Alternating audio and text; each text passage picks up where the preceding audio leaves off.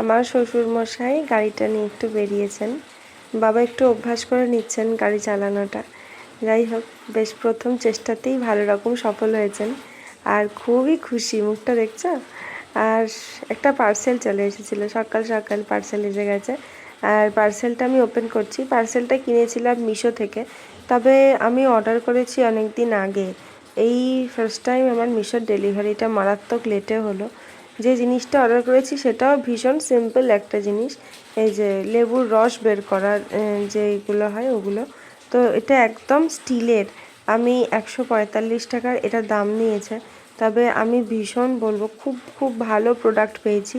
তার কারণ হচ্ছে যে আমি এই সিঙ্গেলটাই নিয়েছি, এর সাথে আরও অনেক কিছু ছিল।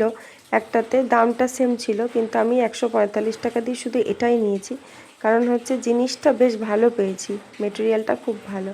আর ব্যাস, তারপর তো এই যে বৃষ্টি শুরু হয়ে গেছে, নিম্নচাপ সারাক্ষণ এখন চলবে, এখন 2-3 দিন ধরে।